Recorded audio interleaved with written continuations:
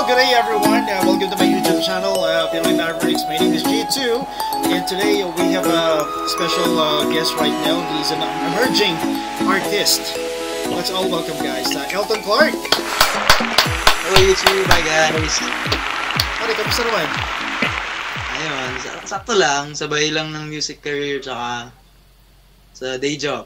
Yan lang naman yung pinagano ko ngayon so far. May mga iba pa ba bang pinagkakabalahan ngayon because, aside from day job tsaka sa music?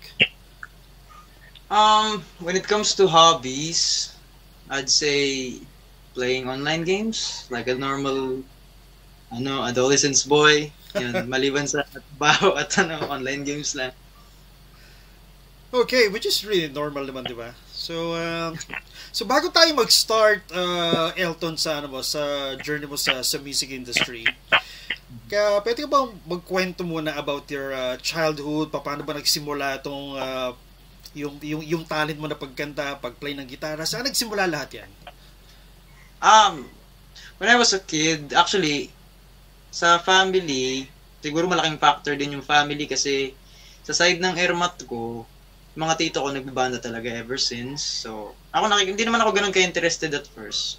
Actually, kahit mga bandang 12 years old, 13, hindi ako talaga interesado sa music.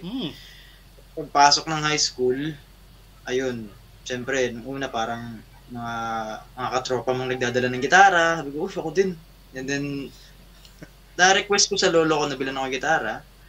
And sumabay na yun. Nagsunod-sunod na yung parang, hindi na parang for attention lang yung gitara para lang sa school or whatnot. Parang mas naging deeper yung connection ko sa music at that time. Pero nung mga time na yun, hindi pa ako nagsusulat ng kanta. Ano lang, cover lang. Tapos pag may mga event, especially event ng lolo ko, minapakanta ako. Yeah. So yun yung start na. And then it comes to the point, I guess, patapos na yung high school and there's this kind of event sa school namin, nagagawa kami ng film. Yung tropa ko, siya yung director, sabi niya, kaya mo ba sumulat ng kanta? Why not? I can try. And then I did.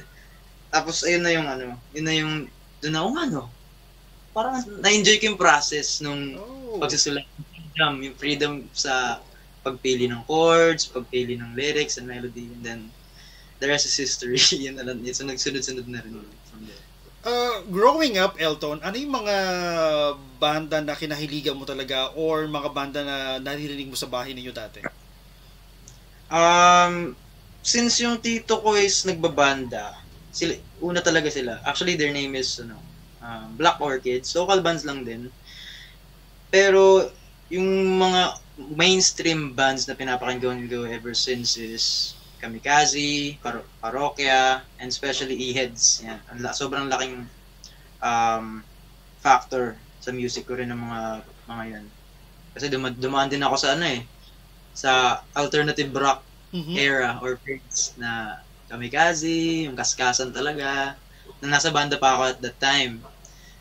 Pero, ayun, high school band lang din naman yung nabuo namin. At the end, parang nagkaroon din ng busy-busy buhay. Pero ako, finish ko talaga yung gusto kong music. Nice. So, by the way, Elton, may mga question tayo dito na galing sa viewers natin. Hindi naman talaga galing sa akin itong mga questions. Nalaman lang nila na ikaw yung magiging guest ko. So, kaya ito may mga questions sila. Sabi dito, can you tell us about your musical journey and how you got started as a professional singer? Okay. So yun nga, a continuation of story from high school, I started writing music of my own. And then, bumili ako ng equipments, recording equipments. Nung una, parang satisfied na ako, nag-upload ako sa YouTube ng mga recordings ko. Pero dumating din sa point na, actually, recently lang din tong realization na to, dumating ako sa point na, YouTube, wala, parang sayang naman yung mga nasusulat ko kung wala itong mararating. Kasi YouTube is YouTube pag sa music. Hindi ka mainstream. So, I shoot my shots. Nag-send ako sa mga labels. Madami akong sinenda ng label. And then, suddenly, one of which is nag-reply, which is Offshore Music, which is a big blessing to my life. nag-reply sila and then they're interested. And then let's start yung process ng usap, getting to know each other, sending demos, pag-uusap about music din. Hanggang sa recently, my first single, Wait Lang, has been released, which is on October 19th. So, yun yung very fresh pa rin yung career ko kung tutuusin kasi kakasimula lang din talaga. Okay. So guys, as we all know, siya lang naman yung kumanta ng Wait Lang. Okay, pero wait lang kayo. Okay, because ipi-play niya yan mamaya at least half nung kanta para lang marinig natin, guys. Okay? But for now, so Elton, normally sa kasi nanonood din naman ng mga parang mga bios ng mga banda. And kadalasan narinig ko talaga nagpasa sila ng mga demo nila, pero parang inabot sila ng parang napakatagal na panahon bago pa napansin yung recording nila eh. For you, nakailang pasa ka ng demo sa mga recording companies? Funny enough, before last month, I believe it's July, yun yung mga time na parang na-realize ko na and that was the first time that I actually tried sending demos. First time? yeah, kaya parang funny story din, siguro in luck, or should I say it's universe aligned or something. Tapos I sent it one time and then yun may one label na nag-reply. Hindi naman, medyo matagal din yung nila. Of course, at nung una nga, hindi ako maasa talaga eh. Kasi I was just shooting my shots. Parang suntok sa buwan, kumbaga. And then it happened. Yeah, nag-reply yung one of them. And I'm so glad that it happened. Siguro a week or so, or let's say 1 week or 2, nag-reply din yung label kong na ito.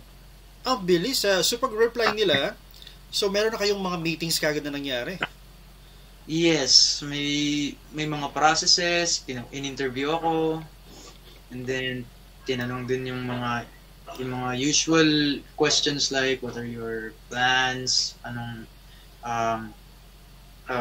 influences when it comes to music. Tapos nagtuloy-tuloy na hanggang mag-release ng first single.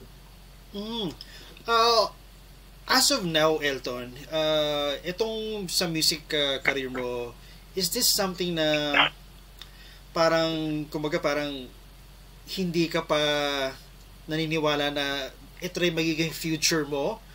Or may iniisip ko pang ibang career? Okay, that's a nice question. Actually, ever since high school, when I started writing music, talagang gusto ko nang i-pursue yung music career. I actually, hindi ko binabanggit sa girlfriend ko na, ayun, one day, nag-aambag din ako sa OPM. It happened, and more to come, kasi ang dami ko pa rin pwedeng i-release soon, baka next year or later this year, December. Most probably, I will. Kaya, I don't plan anything yet, pero syempre, tatapusin ko pag-aaral, kasi, this is still a passion naman. Ayoko din masyadong mag-expect of masyadong malaki. Gusto ko lang enjoyin yung ginagawa ko as much as possible while having a day job, while having a stable finances. I'd say, kung papatok, edi tuloy. Wala namang problema. Tuloy lang ng tuloy. Yeah, syempre, napaka-positive guys ng ni Elton, di ba? Tuloy ng tuloy. Well, ganoon naman talaga eh. Pagka nag-stop ka or nag-quit ka, then it's done. Wala nang nangyayari talaga. True. What about Elton, yung mga rejections? So, paano mo naman hinahandle to? Ayun, rejections, I think it's a common thing naman sa human life. Yun nga, certain labels I sent to, they did not reply, and akala ko nga wala na talaga mag-reply at that point, and then I accepted it. Maybe not now. So rejections are normal. I guess it's one of the recipe for growing up. So rejection is something that every person needs pagdating sa mga career na gusto nilang i-pursue. So as long as you want to pursue something, kahit ilang beses ma-reject, just keep on trying, keep on going. Okay. So far ba, Elton, may mga rejections ka ba na experience na medyo mabigat yung dating sa'yo? Na medyo parang nasaktan ka ng konti? So far, wala pa naman. Kasi, ayun, I take rejections very sports naman. So, sports naman ako sa kahit anong rejection. Siguro, may mga times na sumali ako sa mga amateur contest, singing contest sa and then di ako nakakapunta sa certain stage, certain sabihin natin mga semifinals, di ako nakakarating doon. Medyo masakit. Pero bata pa ako noon eh. Kaya siguro masyado pang paano sa damdamin ko. But as I grow, mas na-realize ko na rejections are normal and I have a long way to go naman. Okay. Galing doon mo talaga malalaman yung yung isang tao talaga on how they handle rejections, kung gaano ka-positive or ka-negative ang isang tao. But for you, Elton, parang I see you as a person na punong-puno ng positivity in life. Is that correct? Yeah, definitely. Well, it's not so bad to feel down sometimes. Normal lang din naman sa tao malungkot. Pero it's best to not dwell within it. Kasi if we not move on or not take actions, make changes, well, nothing will happen. Exactly. Well said, Elton. Galing so, eto na tayo. May na-compose ka na kanta. Mm-hmm. Were you afraid na baka hindi nila magustuhan yung kanta mo? Ano yung first impression mo na doon sa kanta mo na isulat? Yeah, yun. Talagang siguro sumisingit din talaga sa utak yun ng mga artist eh. Siguro number one fear ng mga artist yun na baka hindi pumatok, baka hindi magustuhan. Pero I think I'd say coping mechanism ko is as long as I enjoy my thing, as long as I enjoy what I'm doing, I'll go with it whether they like it or not. Since I have the capability to do it, then I'll do it. Ganun. So, sino naman yung unang tao na nakarinig ng single mo na wait lang? Nung demo pa lang siya, nung hindi ko pa siya nasisend sa label, yung mga tropa, sa girlfriend ko specifically, and then pinaparinig ko rin sa family ko, sa airpot ko. And they all said, actually, yun nga yung nag-fuel din sa akin mag-start sending demos to the labels. Kasi they were hooked. Na-hook talaga sila sa sabi, catchy daw. Yeah. Though, sabi ko, baka bias lang ako, tropa niyo ako eh. Part lang, ganun yun. Pero they were honest about it. Kaya sabi ko, sige, I'll try. Send ako ng them. And then, yun, sunod. Okay. So, paano yung proseso ng paggawa mo ng kanta? Paano mo kino-compose to? Paano mo ginagawa yung sukat, yung guitar riffs, yung paano mo binubuo yung kanta? Ayun. Supposedly, may mga kanta, iba-iba eh, kasi marami na rin ako nasulat na kanta na hindi pa nare-release. Iba-iba sila ng, let's say, scenario kung paano ko nasulat. Kasi may mga kanta akong pauwi ako ng galing trabaho, tapos biglang may maisip ako na lyrics or context na pwede kong pwedeng kanta yun And then I'll record the melody, I'll find the chords. Pero yung pinaka-formal way ko is, pag mag-isa na ako, mag-isa na ako sa gabi, yung relax na yung utak ko talaga, I just start using chord progressions and stuff. Tapos, siguro, pinakang una is yung context. Para alam ko kung ano yung mga words na gagamitin ko for the lyrics, para alam ko din bagay na chord progression, kung maganda ba to sa context or whatnot. Kasi I think it's very important. At saka yun nga yung nakaka-enjoy na part eh, yung pag-isip mo na, yung freedom mo mag-isip kung paano yung mga gagamitin mong recipe sa kanta.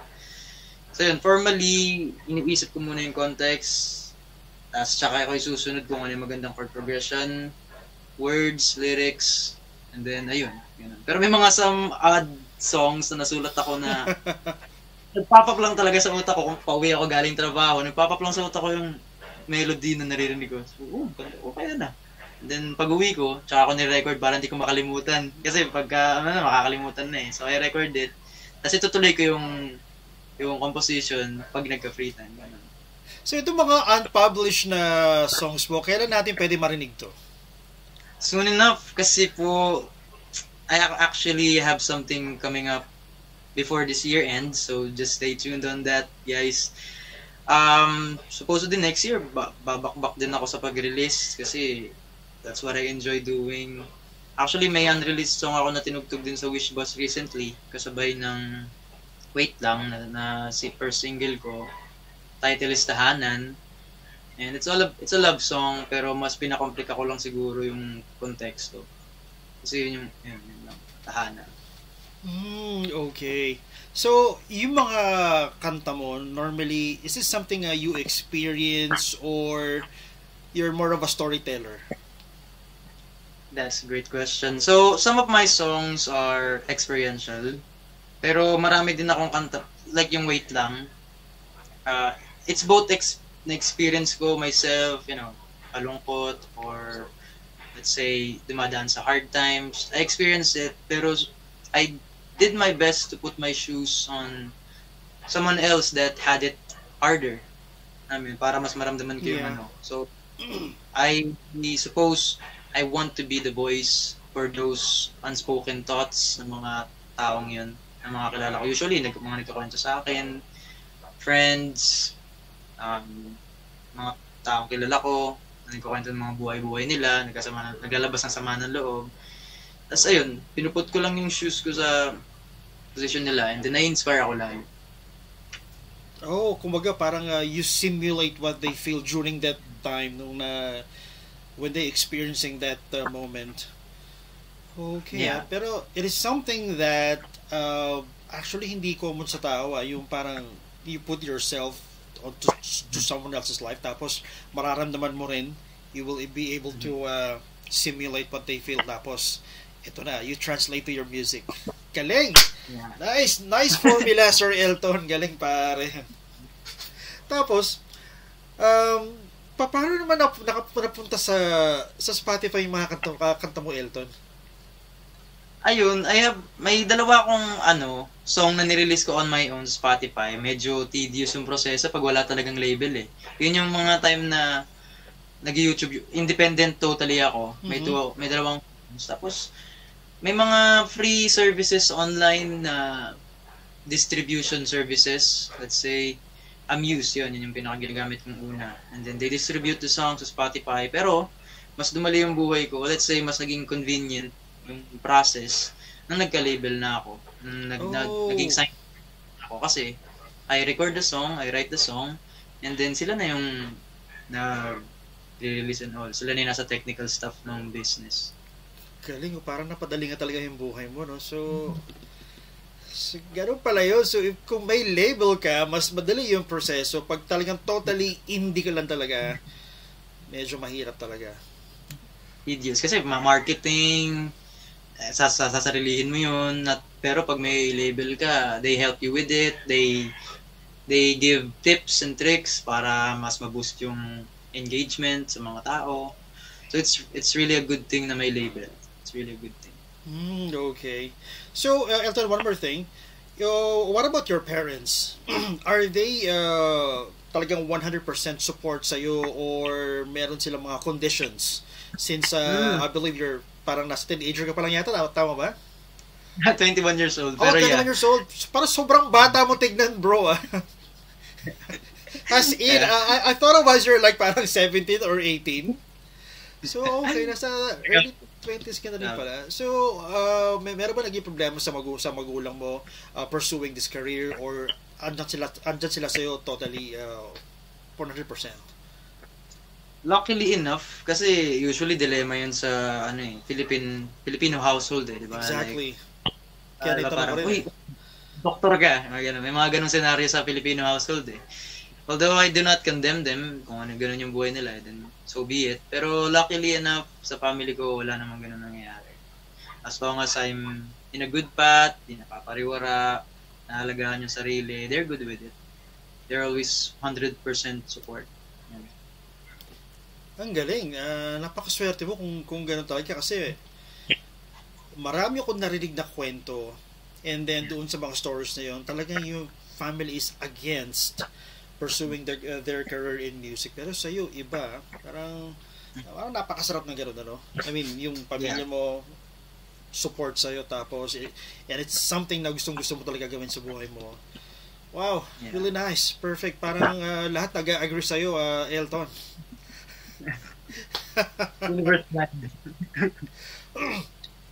So talagang ang gusto mo lang talaga parang soloist ka lang. Hindi mo naisip na magbanda or para mag full band or talagang eto lang ako, gusto ko lang mag-solo. That's a great question. So yun nga, I used to have a band. It was a high school band. Actually, mas masaya. Mas masaya nang may banda, na may kasama ka sa mga gig. Although, I'd say, ang issue lang sa akin is, commitment siguro, I'd say. Although, it's all good kung kung magbabanda ako. Pero mas na-enjoy ko yung process ng creation or creating my craft, the art itself.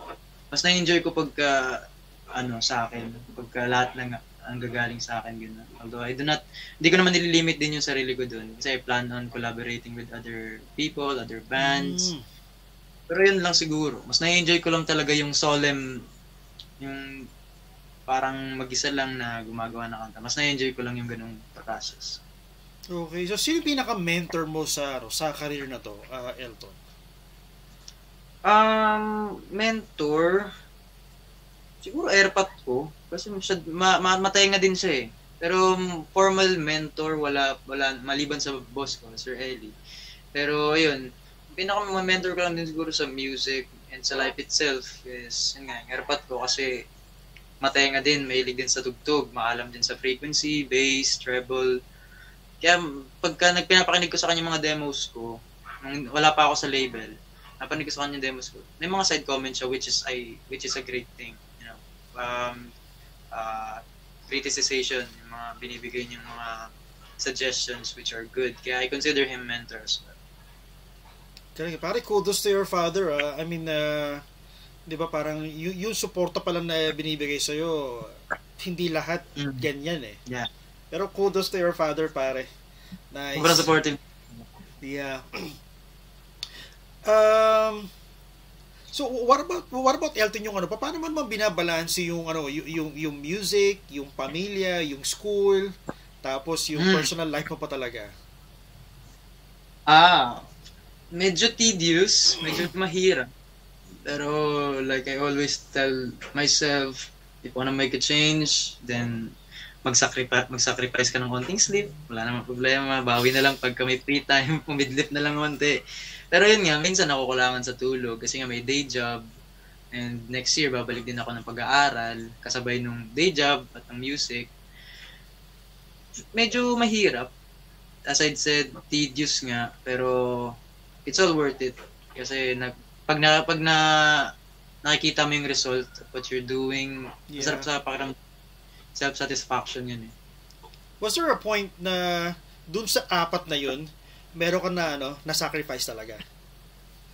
Yes, paano mo hinandle actually. yun? Ito, funny story ulit. Kasi ito, nag-apply ako sa day job ko recently. Kasabay lang din nung pag-reply sa akin ng label na under ako ngayon. Pasukan din nun sa school.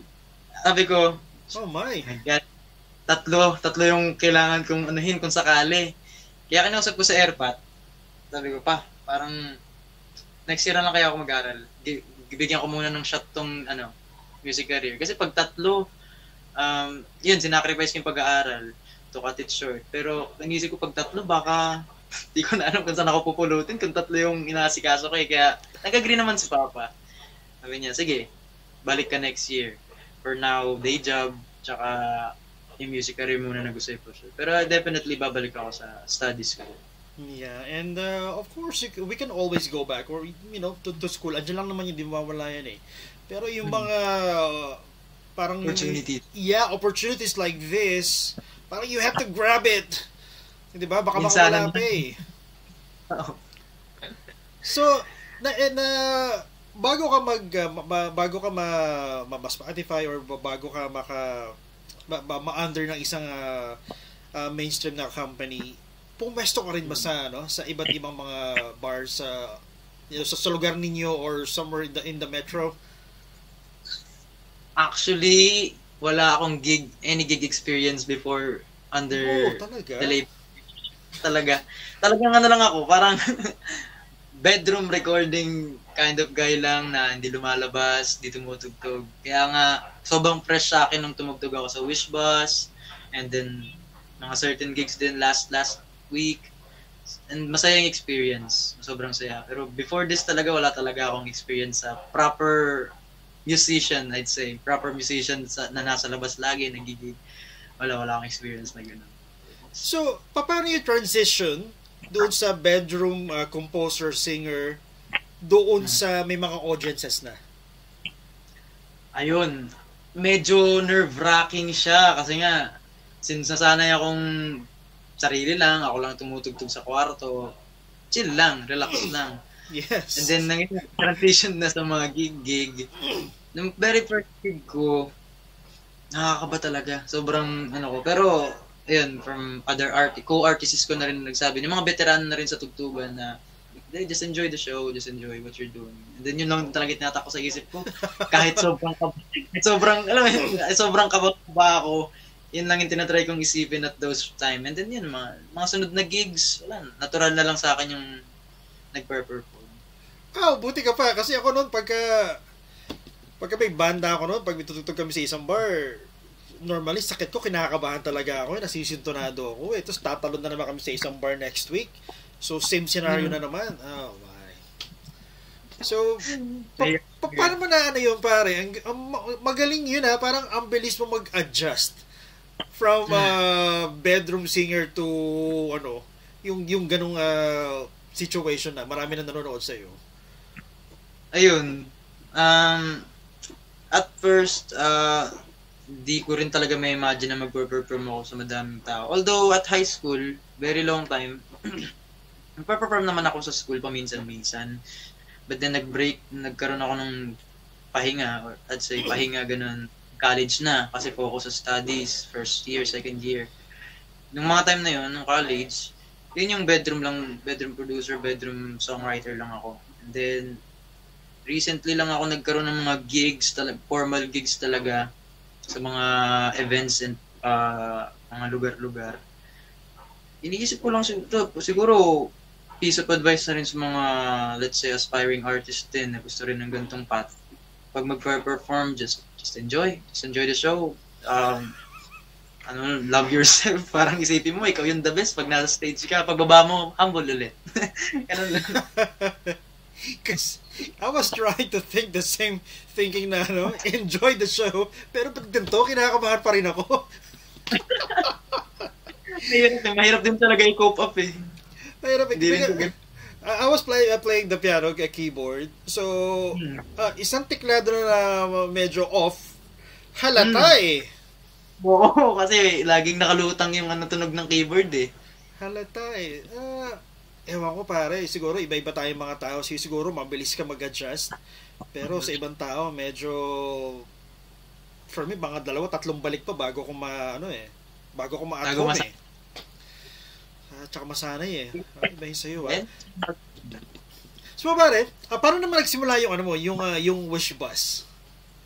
Ayun, Wish Bus. So my label notified me before the release ng Wait Lang, ng October 19. Do you want to do Wish Bus after October 19? Kasi it's a good thing. Kasi nga fresh. Yes, definitely. Yes, of course. Lalamig na yung kamay. Kinakabahan na. pero nasa gitna naman ng performance, na-enjoy ko na rin. Ayun, masaya na din. Ayun, isa pang perks yun ng my label kasi they will walk those processes for you. They will help you have those kind of exposure. Kasi kung independent ka, you have to contact the Wish Bus themselves personally and mahirap pang ma-accept kasi kung independent ka na wala pang nabubuong fanbase or numbers, statistics, then it's very rare na ma-accept nila. Pero pag ganito, kahit na starting artist ka, and then you have a label, they're the one na nakakausap sa mga ganong exposure para sa'yo. Yeah, and syempre, hindi naman din mga normal na artist yung mga tumutugtog sa Wish Bus, alam natin yan, di ba? Pero you have this opportunity na nakapag-Wish Bus. So parang halos parang kapantay mo na sila, no? I mean, I don't know kung paano mo siya on how you will take it. Pero anong nararamdaman mo na parang nakatugtog ka na sa Wish Bus? Ito, ayun. Before that, actually, kasi nga lagi kong kakwentuhan yung girlfriend ko about life. Sabi ko, someday mag-aambag ako ng music ko sa OPM. And one of which is makakatungtong ako sa Wish Bus. Kaya nung nangyari yun, sobrang surreal. Sobrang surreal talaga sa akin. Actually, di pa rin na makapaniwala na andito na ako. I'm playing with actual musicians. Nasa actual business na ako. Sobrang surreal pa rin talaga. Actually, hanggang ngayon, sobrang hindi pa rin ako makapaniwala eh. Ay, yeah, parang, parang ang bilis ng pangyayari sa sa career mo. Hindi ka ba parang na teka, I think I need to stop muna. Yeah, no, overwhelm, yes. Paano mo hinahandle? Kasi ang bilis ng pangyayari. Yeah. I'd say sa bilis, hindi naman ako na-overwhelm masyado. Kasi kinakaya naman. Siguro, in a context of being overwhelmed, sa schedule siguro, since I have a day job. So, may mga times na after shift, I go to the studio para mag-record. After shift, may pupunta kang gig or events or whatnot. Siguro yun yung part na overwhelming. Pero nakaka-cope up naman, lalo na siguro for someone that really loves what they're doing, kakayanin.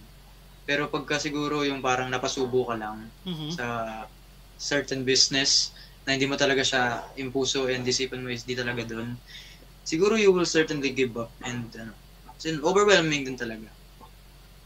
Okay. Pero were you offered an album pa? An album na ba or wala pa? Not yet. Pero, I'd say, napag-uusapan na gusto ko rin magka-album. And, galing, nice. The nearest time I would. Pero, siyempre, as a startup artist, it's smart to do singles mo. Hanggang sa makabuo ng number of fan base. Okay. Before we start, Elton, guys, okay, so if you are enjoying this video, please don't forget to subscribe, like, and share. Okay, we have here exclusive si Sir Elton Clark. So by the way, Elton, one more thing. Yung gigs mo ba, is this something na well, hindi ko naman sabi na araw-araw. Every week ba may tugtog ka kung saan place? Or para pag may pasok ka? Yan yung komplikadong mga bagay na pagka sumasabay yung gig schedule ko sa mga araw na may pasok ako sa office. So, ako yung nag-a-adjust doon. Kinakausap ko yung opisina ko, mga TLs and managers. And they help me. Actually, I'm really, really thankful din sa current work ko kasi they're very understanding with me as well. Although, ayun, hindi pa rin may iwasan na may mga times na nagsasabay. But I just have to deal with it. After a show or after the work, diretso sa gig. Pero so far naman, hindi pa naman ganun ka-frequent. Pero I'd say in a month, hindi nawawalan ng ganap sa music career. Definitely sa isang buwan, merong at least 1 or 2 or 3. Pero siguro sa estado ko as an artist ngayon, wala pa naman sa daily gigs. Siguro doon ako magdedesisyon kung kaya ko pa ba yung day job or what. Pagka daily gigs na talaga or kung ano-anong ganap araw-araw. Doon ako magdedesisyon. What about, have you experienced ba yung mga, bashers or mga naiingit sa'yo sa office? Bakit si ganito? Bakit si ganyan? Kami ganun, hindi. May mga ganyang situation ngayon? Ngayon, wala pa naman so far. Siguro pagka mas na-expose, hindi may iwasan. Definitely di may iwasan. Pero, you gotta understand na they have their own opinions for themselves. You gotta accept it. Pagka hindi nila gusto yung song, okay, cool. Wala namang problema sa akin if you wanna listen to it or not. Pero so far ngayon, fortunately, wala pa naman akong nare-receive na any hate or bashers. Wala pa. Okay, buti naman kung gano'n. Well, sana wala naman talaga, pero hindi pwedeng wala hindi maiwasan no? Paano mo piniprepare yung sarili mo sa ganong situation in the future? Ayun, siguro kung iisipin ko ngayon, let's say tomorrow I wake up, I have may comment sa profile ko na negative, I think I can say na I'm preferred naman on those kind of things. Kasi sa buhay ko naman, 21 years old, marami na rin naman ako outside of music career, may na rin ako narinig na comments sa personality ko or something, especially ng bata pa, ganun. Kaya at this point, siguro, yun nga, ikikip ko lang sa utak ko na everyone has their right to have their own opinion. So if they don't like it, if they don't want, or they don't like what I'm doing, what I'm making, then okay, cool. I'm cool with it. No problem with that. Di ko naman sila papatulan kung sakali mang magkaroon ng ganung situation. Yes. Well, what about sa gears? Kailan mo naman nakuha yung first guitar mo, tapos ano yung mga current na ginagamit mo ngayon? Ayun, dati, I've had my first acoustic. Nakatago na siya ngayon dyan. Although, nung bata ako, natumba siya. Kaya ginawa ng airpot ko.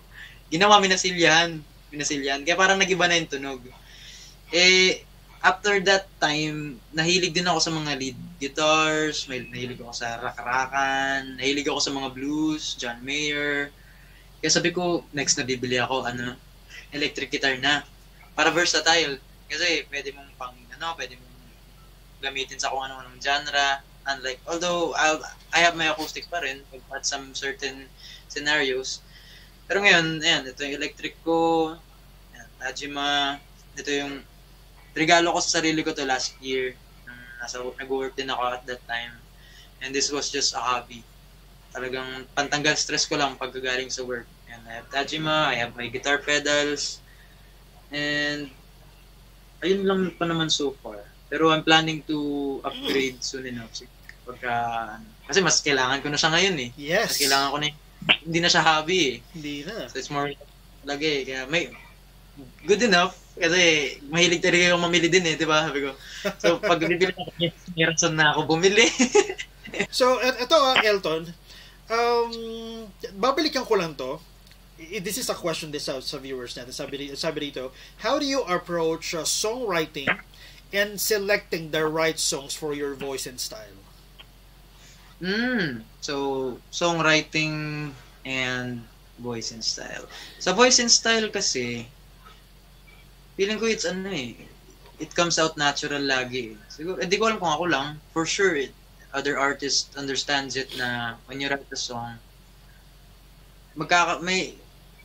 kung papansinin mo sa mga artists, sa mga composition nila, malalaman mong sila yung nag-compose eh.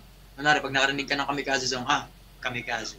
Pag nakarinig ka ng kanta ni Rico Blanco, si Rico. Kahit di mo kilala, kahit di ka familiar sa kanta na yun, masasabi mo na si Rico Blanco yung sumulat. Kasi there's some parang masasabi nating DNA sa isang composition. So, siguro wala namang sigurong pili. Sa technical stuff lang siguro yung may pagpipili kung ano yung magandang melody. Pero when it comes to style itself and the voice itself, I think it's very natural na lumalabas. Narinig mo na sa isip mo yung melody. Is this something na, oh my God, kailangan ma-record ko kagad to? Kailangan ko to baka nakakalimutan mo ba yung ibang melody na naisip mo, or you have to record that melody right away? Lagi. Ang dami kong naiisip na melody na pag-uwi ko wala na. Kaya as much as possible tinatandaan ko pagka nasa somewhere, naggagala, galing trabaho, pa-uwi. As much as possible tatandaan ko. Pag-uwi ko mismo, yun ang agad gagawin ko, re-record ko, gitara. Para pag nasa actual composition process na ako, meron na akong draft na susundan. Sa sunod-sunod na yun. Sa songwriting, ano yung pinakamahirap? Yung lyrics or yung melody? Para sa akin, lyrics eh. Lyrics talaga yung pinaka-matrabaho eh. As a person that plays instrument, the melody is parang second nature na lang yung, kasi may certain scales ka na kailangan sundin para di magsintonado. Ganun. For someone that plays instrument, I think mas madali para sa akin yung melody and different chords. Mahirap sa akin yung mismong lyrics. Medyo mahirap siya for me. Okay. Can you give us a trivia sa single mo na Wait Lang, Elton? Gaano mo siya katagal ginawa? At saang part ka nahirapan? Ayun, doon naman sa kanta na yun, it's a simple song. Hindi naman ako ganun nahirapan, pero writing the verses siguro yung medyo tricky part. Kasi hindi rin talaga ako wordy person. Actually, mas trip kong mag-isip kung anong gustong melody yung gagawin ko, kung anong chord progression ang gagamitin ko. Yun yung pinaka na-enjoy ko. Pero nun nga, nung sinusulat ko yung Wait Lang, actually, isang araw lang naman yung sinulat. Isang araw lang ko lang din siyang sinulat tas ni-record. Pero mas napatrabaho ako sa mismong lyrics, sa verses. So parang lyrics buong maghapon siya pinag-iisipan. Tapos siyempre may magre-revise ka pa pagka too cheesy, too dark. Mag-revise ko eh. Yan yung mga tedious part ng writing the lyrics eh. And unlike writing the melody, when it sounds good, it sounds good. Parang ganun. Sa bagay kasi isusunod mo na lang yung lyrics mo doon sa melody, no? Madali na parang madali na lang siyang sundan talaga. Unlike sa lyrics, talagang mag-iisip ka. May mga rhyme. Iisip ka pa ng rhyme, what rhymes with this word, sasakto ba sa phrasing, sasakto ba sa beat, yung mga isipin mo pag sa lyrics. So currently, Elton, ilan yung single mo ngayon sa Spotify?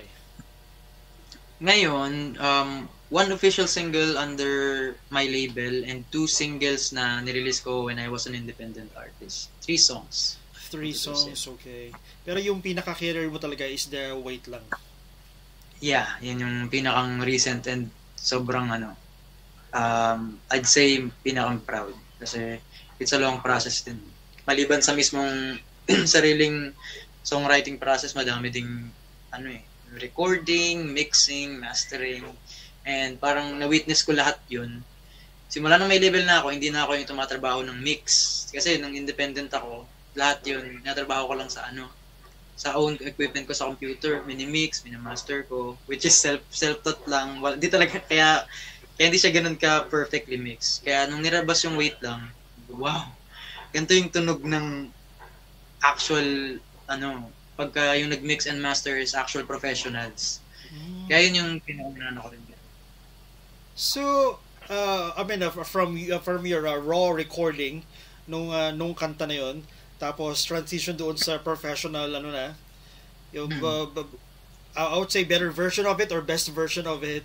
So, were you able to contain your emotions? Wow, ang ganda. Or kasi parang anak mo yan, di ba? Anong naramdaman mo nung narinig mo yung first professional version ng kanta mo?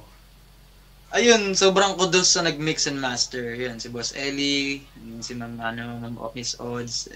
It was perfect. Nag-comment kagad ako, piniem ko kagad sila, this was so good, this is so perfect. The intensity, the bass, all of the frequencies are perfectly mixed, which is mahirap ma-achieve. Lalo na pag di ka nagkaroon, wala kang proper education about sound engineering. Kasi it's a different, pa rin talaga eh. It's a different profession eh. Which is for them din talaga. So, I'm very, very proud na narinig ko yun. Yung mixed and mastered version, which is the released version. So, nakaka-proud. Parang maki-question mo yung existence mo eh. Kasi, ako talaga yun. Which is very surreal pa nga sa akin ngayon yun. First time I heard the song, I was driving, nasa NLEX ako noon. Try ko nga. And ang sarap ng pakiramdam, bro. May konting ambon. And then, smooth. Ang ganda ng gitara. I was driving. Grabe, siguro inulit-ulit yung kanta hanggang makarating ako sa BJC. From Pampanga to BJC. You know? And even nung nakapark na ako sa office, tinapos ko pa yun na hindi pa ako bumaba. And alam ko, malilate ako ng 5 minutes. I don't care. Pero, I chose to finish the song. Thank you, sir. So, Elton, ano naman yung pwede mong may advice? Alam ko, nasabi mo na to kanina. Pero in full version, ano yung pwede mo may advice sa mga aspiring mga singers din na katulad mo na nagsimula din sa sa bedroom composer, singer and performer? Number one is take the leap, bro. Shoot your shots. Kung ma-reject or what, at least you tried. Kasi, yun nga, wala namang magbabago. Wala namang changes kung di ka magta-try. Mag-i-stay ka pa rin dun sa bedroom producer and bedroom writer, which is not bad.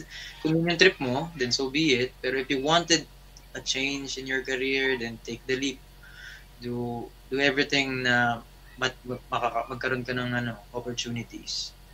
For me, yun lang talaga yung And sa songwriting naman, ito subjective to, pero I'd say learn music theory. It's okay to know a couple of chord progression. That's nice, that's cool. Pero pagka nagstay ka lang din kasi dun sa chord progression without knowing the map, which is music theory, maubusan ka ng options eh. Unlike pagka na-discover mo yung mundo of music theory, yung actual formal learning ng music, hindi ka maubusan ng ideas eh. Baka nga mag-leap ka pa from one genre to another. So yun lang technical thing na may advice ko. Grabe, thank you so much, Shelton. Actually, marami din ako natutunan sa mo. Just limited to A, B, C, D, G. Tapos konting diminished, sharp, flat. But the technical parts, it is something that I still have to work on. Grabe, ang galing mo, pare. Meron ka palang technicalities or sa music which is na wala ako. Basta kung anong chords ito. A ba? A? I played the A. The typical banda, di ba? Kung may mga artist na gano'n, actually wala din problema. Kasi dumaan din ako sa gano'n eh. Sa nung pandemic ako nag-dig deeper. Siyempre nasa bahay lang eh, wala akong magawa. Nag-search ako sa YouTube, mga tips and tricks how to write a song kasi parang naboboringan na ako sa mga ginagawa kong kanta. And then sabi ko, may ganito pa palang realm. So I can borrow a chord from one doon ako sobrang nag-invest ng time, pandemic. Kasi nga bawal lumabas. Okay guys, so the wait is over. So Sir Elton, baka naman pwedeng mag-sample kahit hanggang first chorus lang. Sure, no problem. Alright guys, let's give it up.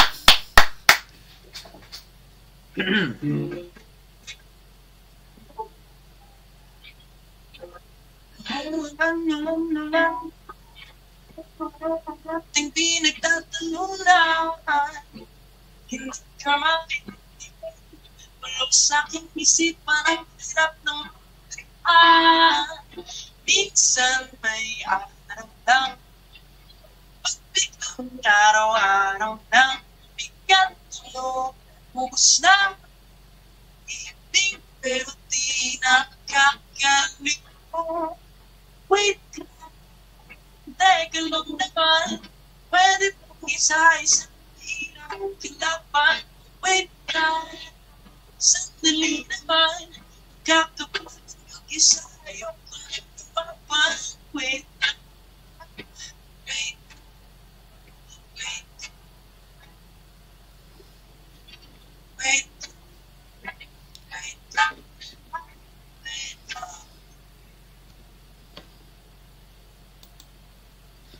Alright, thank you so much, Sir Elton. Thank you so much, Elton, dahil pinagbigyan mo yung invitation namin. And, salamat. And let's all give it up, Sir Elton, again, one more time. Thank you very much, everyone. So make sure to subscribe on this YouTube channel.